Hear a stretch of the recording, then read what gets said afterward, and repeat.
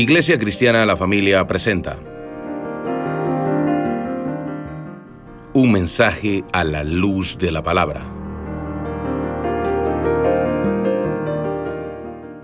con el pastor Bernardo Ríos. A continuación.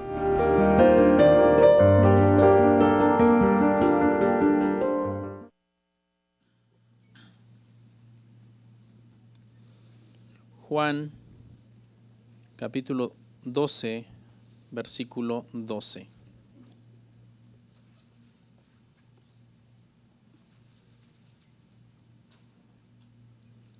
Leemos el 12 y el 13, ¿ok? Dice, el siguiente día, grandes multitudes que habían venido a la fiesta, al oír que Jesús venía a Jerusalén, tomaron ramas de palmera y salieron a recibirle, y clamaban, Hosana, bendito el que viene en el nombre del Señor, el Rey de Israel. Vamos a orar.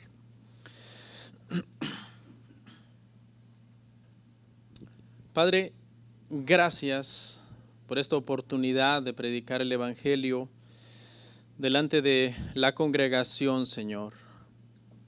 Me presento ante ti primeramente reconociendo que somos dignos por los méritos de Cristo en la cruz y no por los nuestros.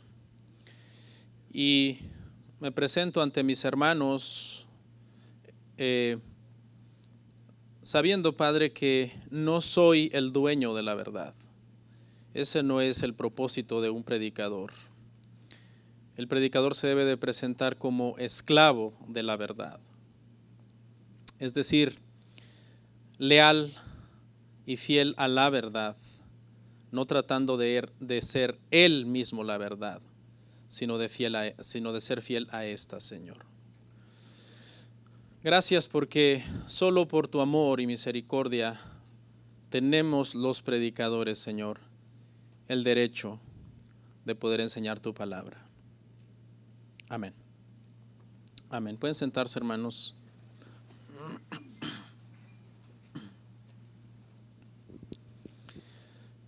Estamos en el Evangelio de Juan. Hoy es el sermón número 27, hermanos, de este estudio que empezamos hace unos meses atrás. El día de hoy vamos a ver un tema que todos hemos visto quizás varias veces en alguna película o en alguna serie de televisión o para esas fiestas de Semana Santa, cuando se empiezan a pasar muchas películas de Cristo, de la Pasión de Cristo. ¿Usted alguna vez ha visto en una película la entrada triunfal de Cristo a Jerusalén? ¿Alguien la ha visto alguna vez? Es aquella escena, hermanos, donde Cristo, montado en un asno, entra en la ciudad y las personas lo reciben y le comienzan a poner palmas en el piso para que Él entre. ¿Alguien lo ha visto alguna vez esa escena? ¿Sí? Bueno, yo creo que todos, ¿no? La hemos visto en algún momento de nuestra vida, en alguna película. Bueno, el día de hoy, esa escena yo se las voy a explicar verso a verso. Lo vamos a ver en la Escritura y yo se los voy a explicar, ¿ok? De eso va a tratar el sermón el día de hoy. Así que no creo que nos perdamos, es bastante sencillo. El tema entonces, hermanos, se titula La entrada triunfal de Cristo a Jerusalén. La entrada triunfal de Cristo a Jerusalén.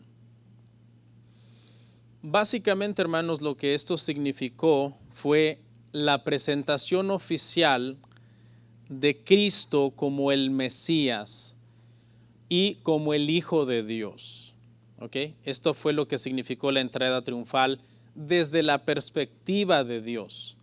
Claro, sabemos que desde la perspectiva de los hombres y de las personas que lo recibieron, ellos en realidad estaban recibiendo a Cristo con otra mira, con otros planes, queriendo que el Señor Jesucristo cumpliera una cierta agenda que ellos como espectadores tenían. Pero en la agenda del Padre, realmente cuando Cristo entra en Jerusalén, este es el propósito: su presentación oficial como Hijo de Dios. Amén. Recuerda, hermano, que cuando hablamos de que Cristo era el Hijo de Dios, estamos diciendo que era de la misma naturaleza de Dios.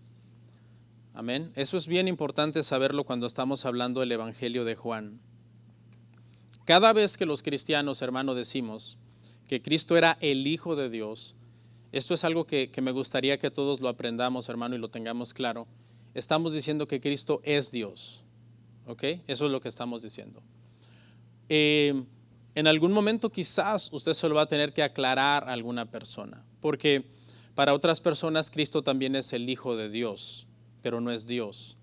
Pero para nosotros este título siempre significa de la misma naturaleza del Padre, de la misma esencia del Padre. Mesías, el ungido. Eso es lo que significa la palabra, el ungido, el enviado de Dios, el elegido de Dios. Ha habido muchos ungidos y muchos elegidos de Dios en el pasado, pero Cristo es único en su clase. ¿Ok? La entrada triunfal de Cristo, hermanos, es única en su clase. A lo largo de los siglos en Israel se han levantado muchos Mesías, pero han sido falsos. El único, hermanos, Mesías verdadero es Jesucristo. ¿Okay? Algunos Mesías promovían el ascetismo. El ascetismo es una forma de vida religiosa que consiste en la austeridad, en el privarse de los placeres. Algunos falsos Mesías entonces promovían esta vida, no violencia, paz, una vida de austeridad, de sufrimiento. Otros, sin embargo, eran más de carácter revolucionario. Promovían entonces el levantamiento de armas, la insurrección contra el imperio en turno. Por ejemplo, cuando Cristo vino, el imperio en turno era Roma. Y hubo en su momento mesías de este tipo que quisieron entonces ser revolucionarios que promovían un levantamiento contra Roma. Independientemente, hermanos, si el Mesías era de carácter religioso, es decir, promoviendo oración, ayuno, ascetismo, o si era un Mesías revolucionario, es decir, político, que promovía guerra y levantamiento en armas contra Roma, todos, excepto Jesucristo, eran falsos. Le voy a contar de algunos. Según Josefo, un historiador del siglo I, en el año 44 se levantó un tal Teudas, pero no es el mismo de Hechos 5:36, es otro. Este hombre le dijo a sus oyentes que él tenía el poder para poder dividir el Mar Rojo. Y entonces comenzó prácticamente a decir que él podía hacer milagros. Sin embargo, las tropas romanas asesinaron a él y a muchos de sus seguidores. Más adelante había otro que se llamaba el egipcio. En Hechos 21:38, en Hechos 21:38, a Pablo lo confunden con este revolucionario. Le dicen, ¿no eres tú aquel egipcio que sacó un cierto número de gente al desierto? La realidad es que estaban confundiendo a Pablo. Pablo no era ese egipcio. Este hombre dijo que él iba a ordenar a los muros de Jerusalén que cayeran, hablando entonces de que él tenía poder para hacer milagros, pero igual el ejército romano lo mató, acabaron con sus planes y mató a muchos de sus seguidores. En el siglo II, avanzando un poco más, hubo uno que fue y es muy famoso, que de hecho hasta el día de hoy tiene seguidores que siguen creyendo que él fue el Mesías. Simón Bar Kokhba. Este hombre conquistó Jerusalén por 3 años con sus seguidores y se proclamó rey y Mesías de Israel. Hasta la fecha tiene seguidores que siguen creyendo que él fue el Mesías. Sin embargo, el ejército romano destruyó su rebelión, recuperaron Jerusalén y lo mataron a él y a 600,000 de sus seguidores, imagínense. O sea, fue una masacre, una carnicería humana la muerte de tantísima gente. En el siglo V, en la isla de Creta se levantó también otro falso Mesías que prometió dividir el mar Mediterráneo. Le dijo a sus seguidores, me imagino yo haciendo alusión a Moisés, que el Señor por mano de Moisés abrió el Mar Rojo, que iban a pasar en tierra seca hacia Palestina. Cuenta la historia que el mar Mediterráneo no le hizo caso y que sus seguidores más fanáticos que se aventuraron a entrar al mar y a desafiar las olas murieron ahogados. Todos estos y una lista interminable de falsos mesías, hermanos, han resultado que sus credenciales realmente no satisfacen los requisitos que el Mesías verdadero iba a tener. Y estas credenciales, hermano, históricamente y proféticamente, el único que las ha reunido es Jesús de Nazaret. ¿Cuántos creen que Él es el verdadero Mesías? Y lo creemos porque Él está en nosotros y porque Él ha transformado nuestra vida. Él ha hecho una obra maravillosa en nosotros y hoy nosotros por medio de las Escrituras y por medio de la oración tenemos una relación con Él, tenemos una comunión con el Señor, o al menos así debería de ser en todos los que profesamos el cristianismo. Hay tres rasgos, hermano, que ningún otro Mesías falso ni ningún otro personaje que se haya proclamado el verdadero Hijo de Dios ha reunido excepto Cristo. El primero, su nacimiento virginal. El segundo, su muerte en sacrificio, en la cruz. Y alguien diría, pero hubo otros que fueron crucificados. Sí, pero hay un tercero, su resurrección. Cristo resucitó y su tumba, hermanos, está vacía.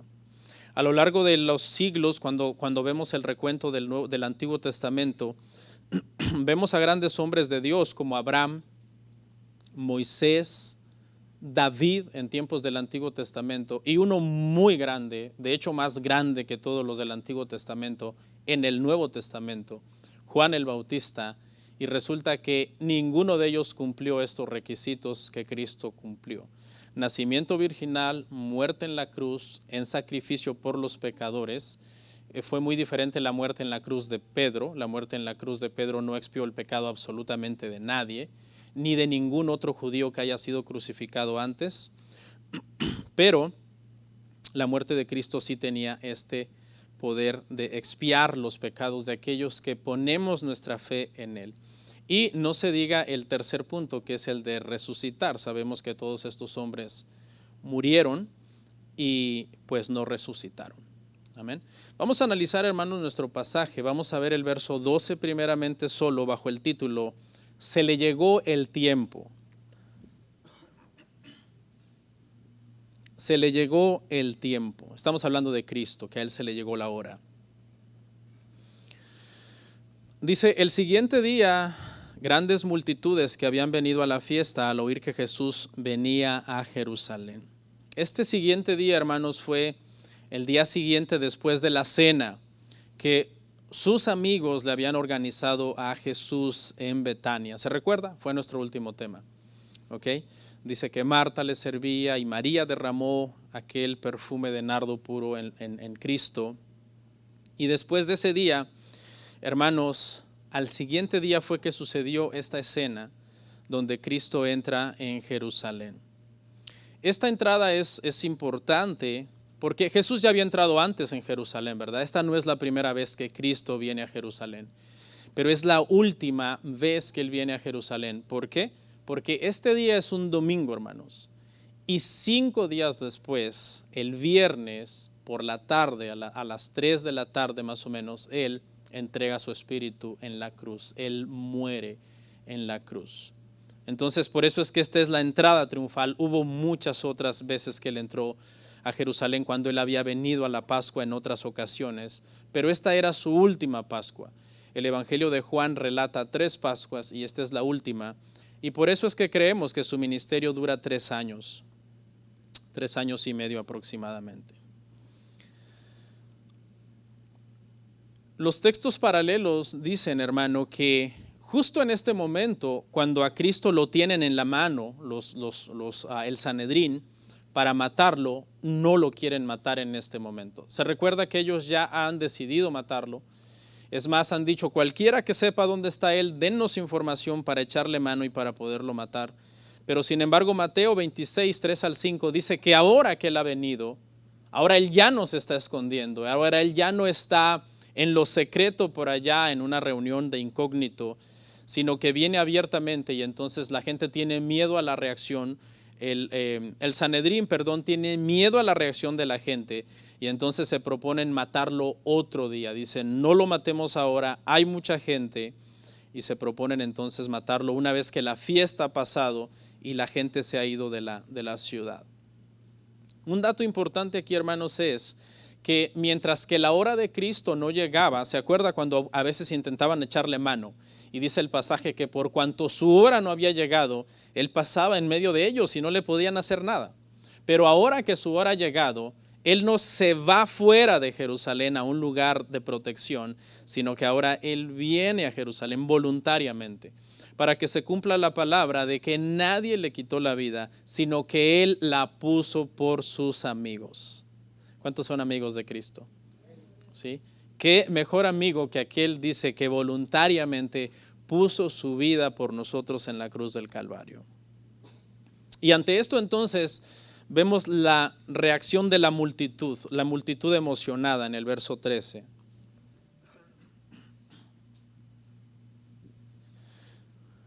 Dice así el verso 13: tomaron ramas de palmera y salieron a recibirle y clamaban, Hosana, bendito el que viene en el nombre del Señor, el Rey de Israel. Esta es una masa de gente diversa. Es posible que viene un gran contingente de gente con él de Betania, que lo habían ido a ver a Betania mientras le habían organizado una cena. Hay otro grupo de peregrinos que posiblemente está por el camino, porque hay gente que también se está dirigiendo a la fiesta. Y hay otro grupo de gente que sale intencionalmente de la ciudad para recibirlo.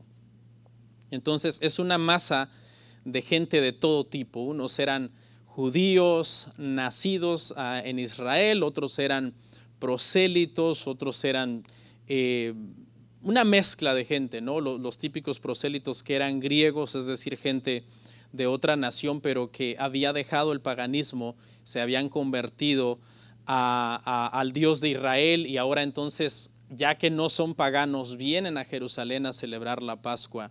Y entonces hay una gran cantidad de gente que están recibiendo al Señor. Dice que cortaron ramas de palma, y con estas palmas lo recibían al Señor. En el periodo intertestamentario, las ramas de palmera se habían vuelto un símbolo de victoria y celebración. Cuando recibían algún guerrero que entraba en la ciudad y lo recibían con palmas, se había vuelto este símbolo entonces de victoria. En primer libro de Macabeos 13:51, no lo busquen en su Biblia porque no está, es un libro apócrifo, dice, ya están por ahí sonando las hojas, ¿no? Dice, hermanos, que cuando recibieron a Simón Macabeo, que había derrotado al ejército de los sirios, esto sucedió más o menos unos 2 siglos antes de Cristo, lo recibieron con palmas. Entonces, cuando están recibiendo a Cristo con palmas, están diciendo esto. Están diciendo, escuche, que lo están recibiendo como un guerrero, como un libertador, como un revolucionario que ellos creen que los ha venido a librar del yugo de Roma, porque están bajo este imperio. Mire lo que gritaban. Dice que gritaban, Hosana, bendito el que viene en el nombre del Señor. Este término significa literalmente, lo transliteraron del hebreo y significa oro por ayuda u oro por salvación. Es decir, era un clamor de estar pidiendo ayuda a Dios cuando se usaba esta palabra, que era una palabra que habían tomado de una sección de los Salmos que se llama el Jalel, las secciones del 113 al 118, y prácticamente era un entonces canto de alabanza que se entonaba especialmente en las fiestas.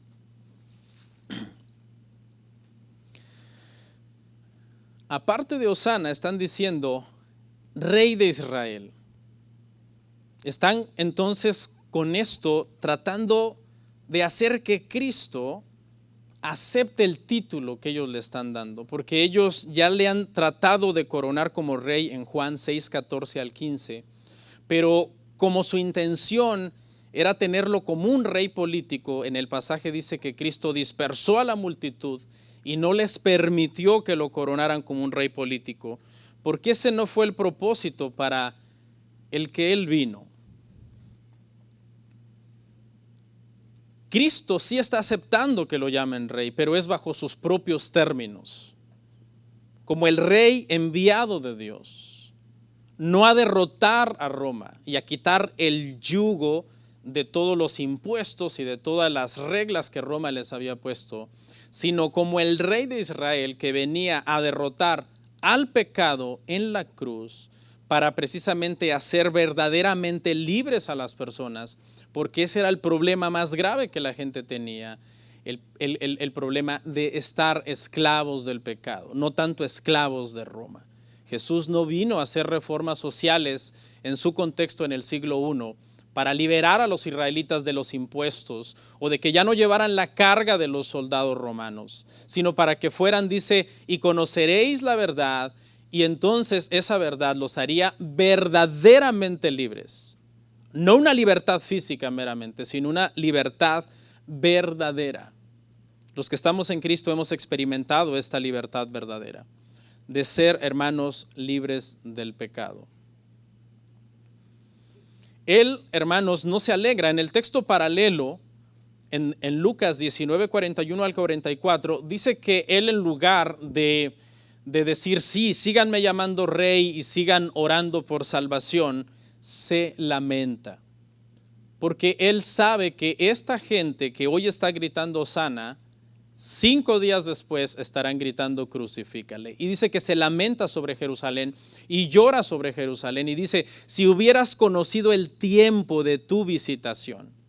Porque lo que Cristo está diciendo cuando dice esto es que el sentido en el que la gente lo está recibiendo, cuando Él hace su entrada triunfal, no es el sentido correcto. No es el sentido de que los ha venido a librar de Roma, sino que ha venido a ser el Salvador del pueblo, para salvarlos de sus pecados. Y todo esto había estado predicho, todo esto se había predicho. Vamos a verlo en el verso 14 y 15.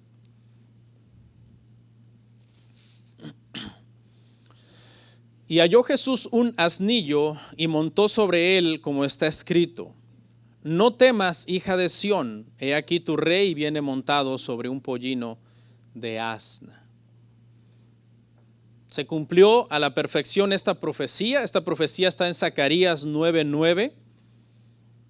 Zacarías 9:9 dice en este pasaje que un día un rey de Israel iba a entrar a la ciudad como un humilde salvador, cabalgando no sobre un brioso caballo que iba trotando con mucha elegancia, sino sobre un sencillo burrito que realmente no llamaba la atención.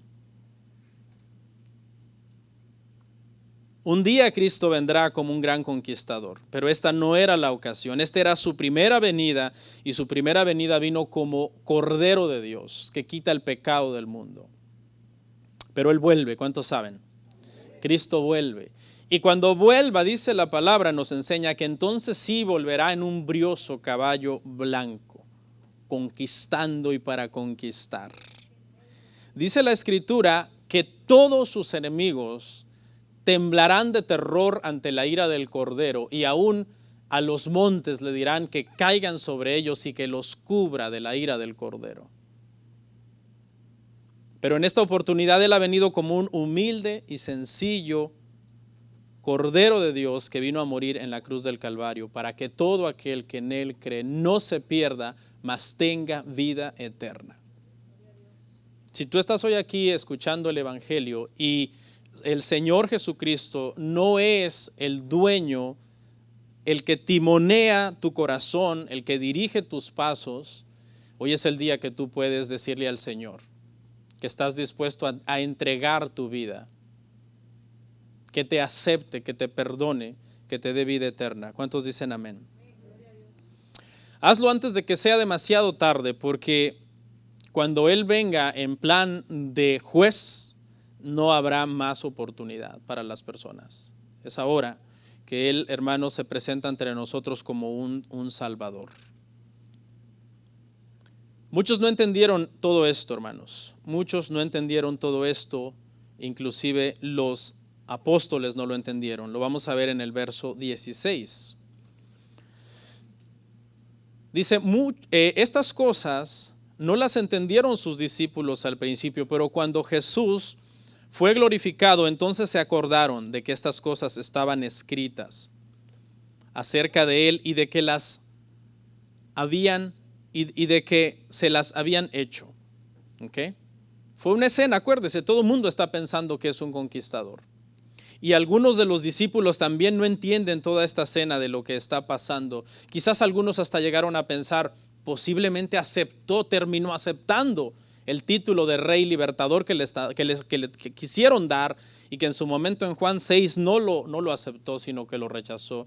Y quizás surgió un poco de confusión en la mente de los que estaban mirando ahora esta escena donde Jesús está recibiendo entonces esta alabanza como un rey y estas palmas como un conquistador, como un libertador del pueblo. Pero dice que más adelante lo entendieron.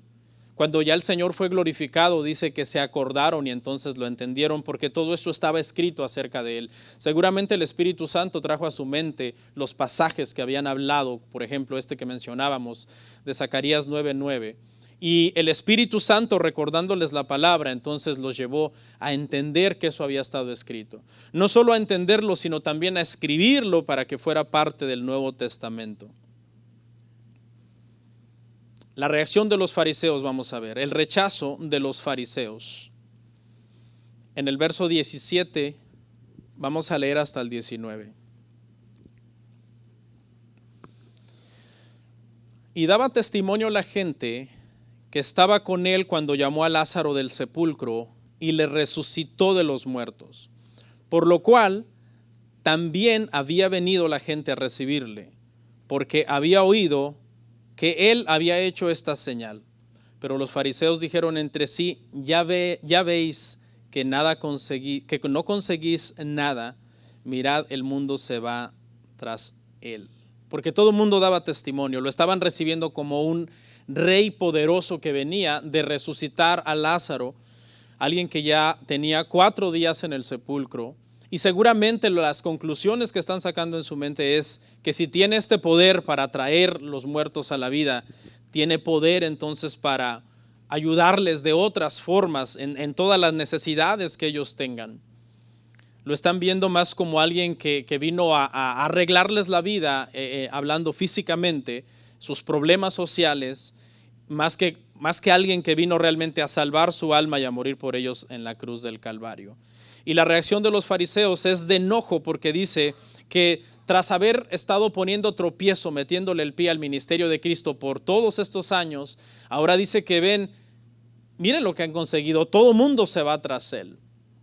Lo están siguiendo, pero esta multitud, acuérdese que es una multitud emocionada, no es una multitud convertida. Había convertidos entre la multitud, pero la mayor parte de ellos, hermano, eran gente que solamente se estaba dejando llevar por el momento. Sin embargo, esto llena de miedo a los fariseos, porque personas están desertando de su secta y entran en frustración y en enojo, y lo tienen al alcance de la mano para callarlo, algo que han estado anhelando por 3 años ya, callarlo, terminar con él, y no lo pueden hacer porque tienen miedo de la reacción de las personas. Así que lo único que hacen es arder en cólera, en ira. Ya tenían un plan. La noche anterior, el sábado en la noche, cuando Jesús estuvo en Betania cenando en casa de Simón el leproso y estuvo con él a la mesa Lázaro y todos le servían, esa misma noche, según los sinópticos, en los temas paralelos, Judas fue a vender a Cristo al Sanedrín. Así que lo ven entrar a Jerusalén, ya está vendido, Judas ya lo va a entregar con un beso, pero por ahora no pueden hacer absolutamente nada porque tienen miedo a la reacción de la gente. Y es que esta gente emocional podía defenderlo, aunque realmente muchos de ellos no eran convertidos. Y entonces entra una parte, hermanos, donde viene un grupo de gentiles, porque dije que había de todo tipo de gente en este lugar, y vienen y le hacen un pedido, el pedido de los gentiles a Cristo. Le hacen un pedido a los apóstoles para hablar con Cristo. Lea conmigo ahí, hermanos, desde el 20 hasta el 22. Desde el 20 hasta el 22.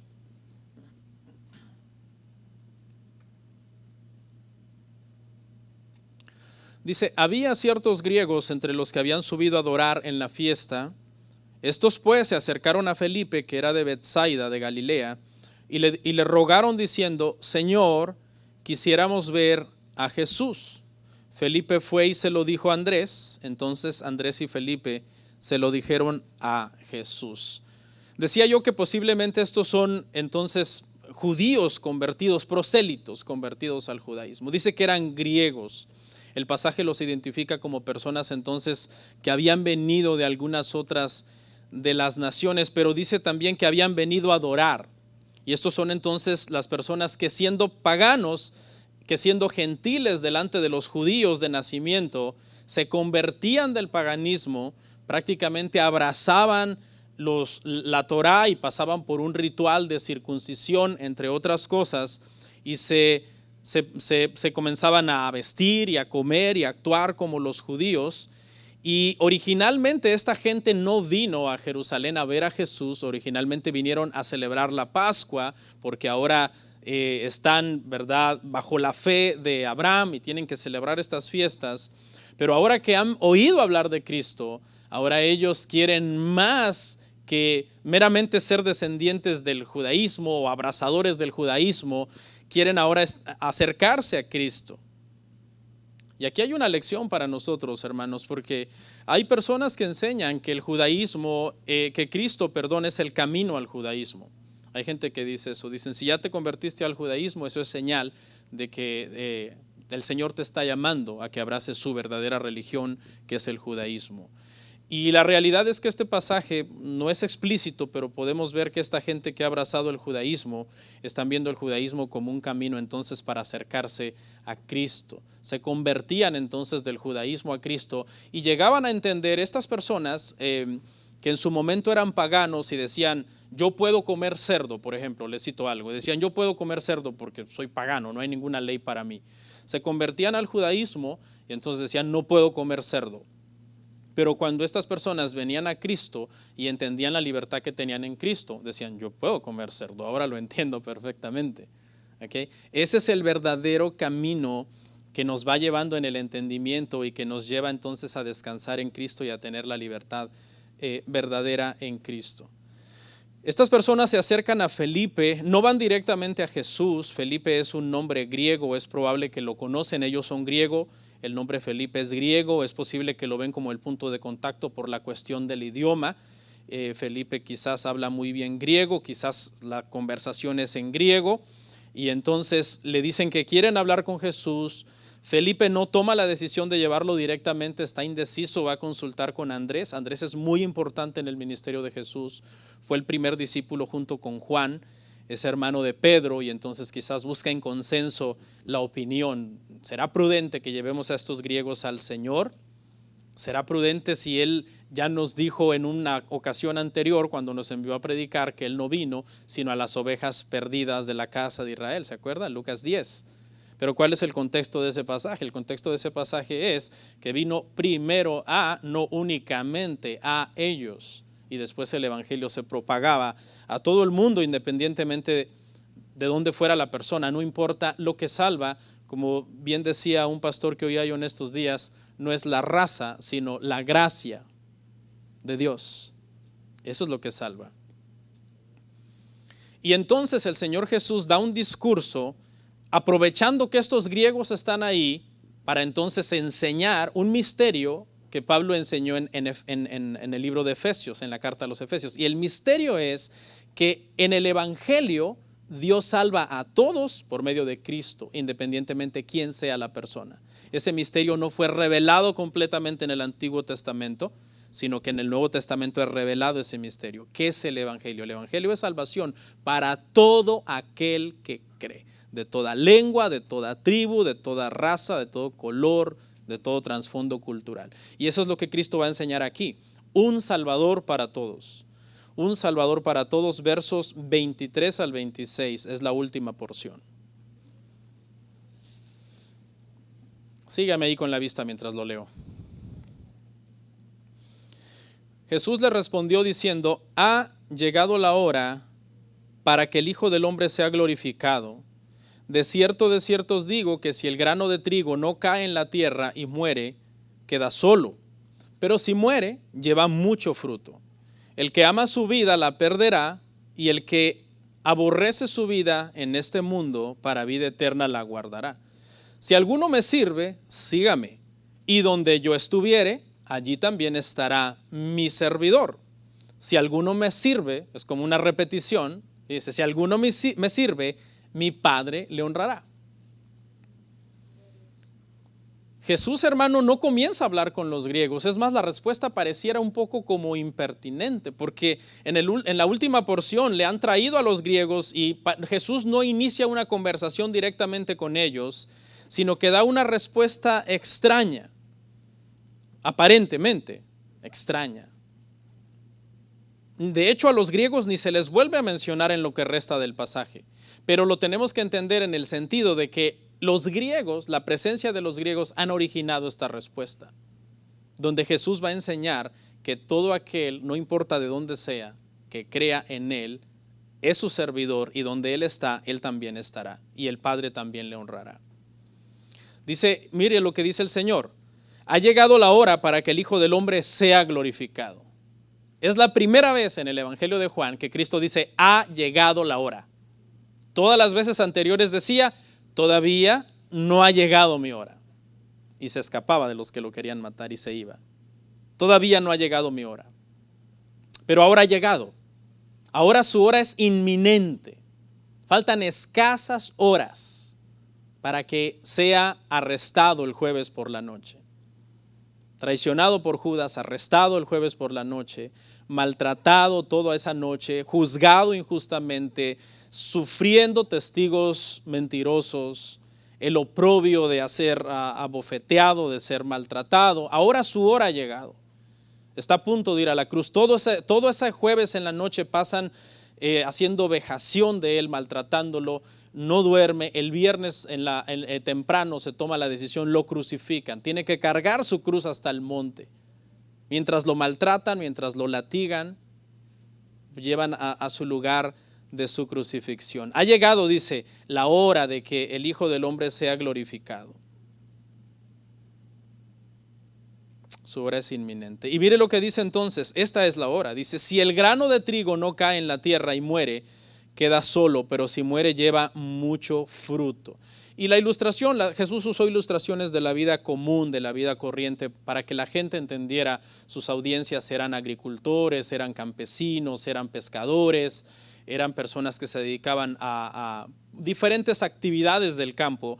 Y tomando entonces una ilustración de la agricultura, aquí dice: el grano de trigo, dice que si el grano de trigo no cae en la tierra y muere, queda solo. Y se refiere que cuando el grano se siembra, si el grano no pasa por el proceso correcto de producción, entonces se muere y no da fruto. Y él lo que está a punto de decir es que él será entonces, hermano, sepultado, pero él llevará mucho fruto, porque todos los que vamos a creer en él entonces seremos ese fruto de su muerte. Eso es lo que quiso decir cuando está hablando de ser glorificado. Ellos lo querían glorificar como rey, glorificándolo: Hosana, el rey de Israel, bendito el que viene en el nombre del Señor. Le dieron gloria como rey. Pero la gloria de él, dice Cristo acá en este pasaje, implícitamente dice Cristo: yo seré glorificado, pero seré glorificado al ser muerto. Cuando el grano muere, entonces ese grano lleva mucho fruto. Y ese fruto somos nosotros, hermanos, los que creemos en el Señor Jesucristo. El reino que Cristo vino a establecer, hermanos, en su primera venida, es el reino de Dios en el corazón del creyente. Nosotros ya estamos en el reino de Dios en ese sentido, porque hemos sido libertados completamente del pecado. Tenemos esperanza en Cristo. Vamos camino hacia la vida eterna. Ya estamos sentados en lugares celestiales con Cristo. Ya estamos bendecidos en Dios con nuestra salvación. Claro, en su segunda venida vendrá y establecerá un reino físico, un reino eterno, donde estaremos para siempre con Él. Pero mientras tanto, por medio de su muerte, su sepultura, su resurrección, su ascensión, su glorificación, Él vino a imponer un reino ya en nuestros corazones. ¿Cuánto le dan gracias por eso al Señor? No hay nada, hermano, tan maravilloso que le pueda pasar a una persona en esta vida que estar en Cristo Jesús. Es lo mejor que nos puede pasar a nosotros, hermano, estar en Cristo Jesús. Porque ya estamos seguros en sus manos, nos ha redimido para nuestro Dios. Y esta frase, hermano, cuando el grano de trigo muere y lleva mucho fruto, se refiere a esto, a la expansión del evangelio. Aquí es donde entran los griegos que están ahí presenciando este discurso de Jesús. Lleva mucho fruto porque todas las almas de todos los lugares del mundo, de cada rincón del mundo, hermano, puede ser salvo por medio de la fe en el Señor Jesucristo. En eso consiste el misterio del evangelio del que Pablo habla. Israel no lo entendió en el Antiguo Testamento. A eso habían sido llamados. Habían sido llamados a hacer luz a los gentiles, a predicarle a los gentiles la fe en el Dios de Abraham. Pero en lugar de hacer eso, cayeron en dos extremos. Déjele cuento rapidito. Los dos extremos en los que cayeron fue el nacionalismo separatista, es decir, nosotros somos mejores porque somos el pueblo de Dios y punto. Y cuando Dios manda a Jonás, vayan a predicar a los asirios, a Nínive, dicen, no, yo no quiero que ellos se salven. Y ese espíritu de Jonás fue el mismo que operó prácticamente siempre en los judíos antes de que Cristo viniera. Bueno, y hasta hoy, ¿no? Porque hay mucha gente que sigue diciendo que Él no fue Cristo y sigue habiendo esa especie como de orgullo espiritual de decir, yo soy judío, ¿qué te pasa? ¿Yo cómo voy a creer en Cristo? El cristianismo es paganismo para ellos. Entonces, ese fue el primer error. En lugar de abrazar a los gentiles, predicarles de la fe en el Señor, de que el Señor los podía salvar por medio de la fe, se separaron, un nacionalismo separatista. El otro error, ¿cuál fue? Que eran más paganos en muchas oportunidades más que los gentiles. ¿Cómo podía un judío en los tiempos de la monarquía que sacrificaba a sus hijos a Moloc decirle a un gentil que sacrificaba a sus hijos a Moloc, cambiemos, creamos en Dios? No tenían la autoridad moral para poder entonces evangelizar a los gentiles porque eran idólatras en muchos casos más que los mismos gentiles. El que ama su vida, dice el Señor, sigo ahí en ese pasaje, el que ama su vida la perderá. Esto quiere decir, hermanos, que el que se aferre a vivir una vida sin Dios, amando más al mundo que a Dios, perderá su alma. Todo aquel que se aferre más al mundo, amar más al mundo, perderá su alma. La Biblia nos enseña claramente que de qué nos sirve ganarnos el mundo o ganarnos muchos títulos en el mundo o ganarnos muchas cosas en el mundo si al final las personas acaban perdiendo su alma. ¿A cuánto le gustan los negocios? Yo creo que a todos, ¿no? A todos nos gustan los negocios, aunque sea vender colitas para el pelo, pero lo que sea es bueno, ¿verdad? Y todos de hecho estamos metidos en un negocio X o Y para poder vivir, para poder trabajar, para poder subsistir. Dice la Biblia que Dios nos da sabiduría para, hermano, hacer transacciones y negocios y planes y todo eso. Me gustó mucho el tema que dio el hermano Tico sobre esto, bien bonito. Okay. Pero ¿sabes cuál es el negocio más importante de tu vida que no debes descuidar? El negocio que tiene que ver con tu alma. Porque ¿de qué sirve que ganes en todos los demás negocios si al final pierdes tu alma? El negocio más importante, hermano, de nosotros consiste en inquirir continuamente cómo estamos con Dios. Sea, hermano, íntegro y sea valiente y analícese a usted mismo y diga, ¿soy íntegro de verdad? ¿De verdad doy frutos de cristiano? Esta es la forma que un cristiano debe hablar. Esta es la forma que un cristiano debe hacer sus impuestos. Esta es la forma que un cristiano debe tratar a sus trabajadores. Esta es la forma que un cristiano debe llevar su matrimonio, debe criar a sus hijos. Seamos honestos con nosotros mismos, hermano. Y si en esos negocios andas mal, ten cuidado. No importa que seas muy exitoso en todo lo demás, que tengas ya varias empresas, que tengas ya varios vehículos, que tengas ya varias sucursales, que vayas creciendo en el mundo de los negocios y al final se pierde tu alma.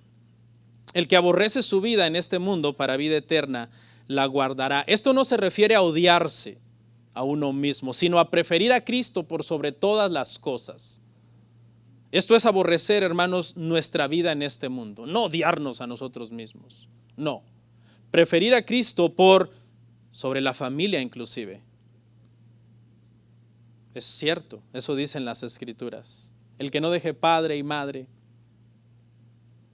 Y son muy amados para nosotros ciertos seres de nuestra familia, pero cuando una persona se opone entre nosotros y Dios, siempre debemos elegir primero a Dios. Y nos va a doler porque somos humanos. El otro día escuché a una persona pedir un consejo y le pidió un consejo a un pastor. Y dice, pastor, ¿qué me aconseja?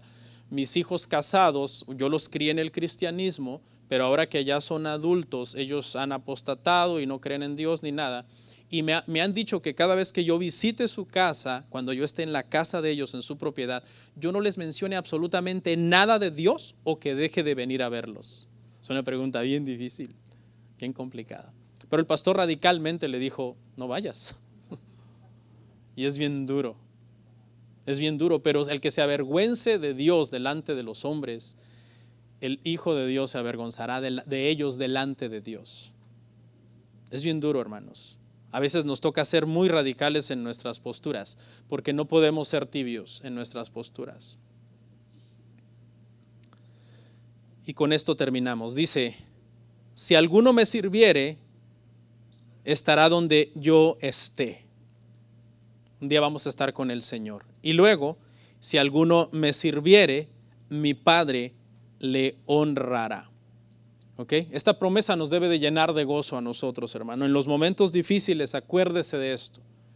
Si el mundo nos odia, dice que el Padre nos honrará. El Padre nos honrará. Cierro con esta pregunta, hermanos. De hecho, creo que la posteé esta semana. Y la pregunta es, ¿quiénes de ustedes están tratando de ser completamente felices en esta tierra? Usted sabe que esta tierra estamos, hermano, realmente no hay nadie completamente feliz en esta tierra. Todos tenemos algún asunto emocional, económico, legal, con los hijos, con el matrimonio. Todos tenemos alguna cosa en la que tú dices, siento esa incompletez, que algo falta. ¿Y sabe por qué es? Es porque estamos en un mundo caído, hermano. Vivimos en un mundo caído. No se sorprenda del fuego de prueba que muchas veces viene sobre nosotros. ¿Sí o no, hermano? Que a veces vamos como diciendo, ay, cuando por fin se me arregle esto, ya estaré bien. Y surge otro problema. Cuando por fin logre esto, ya vamos a estar bien en la familia. Y surge otro problema. ¿Por qué? Porque este mundo, hermano, por naturaleza tiende al caos, al deterioro, a la enfermedad, al envejecimiento, a la muerte. Todos estamos expuestos a que en cualquier momento algo salga mal, ¿verdad? Algo salga mal. Y ahí viene entonces el dolor, la pena, el pasar por una situación apretada. ¿Pero acaso estamos solos, hermanos? ¿No dice el Señor que aquellos que le sirvan al Hijo, dice que serán honrados por el Padre? El Padre tiene cuidado de nosotros. No le digo esto para desanimarlo, no, échele ganas, como decimos los mexicanos en buen mexicano, échele ganas, no le digo esto para desanimarlo. Si el Señor está con ustedes, adelante, emprenda, trabaje, salga adelante, luche, pero no sea tan ingenuo para pensar que va a lograr la felicidad completa en esta tierra. Porque si la felicidad completa se lograra en esta tierra, el cielo no sería necesario. Oramos. Comparte. Suscríbete, dale like. Gracias por tu sintonía. Hasta la próxima. Bendiciones.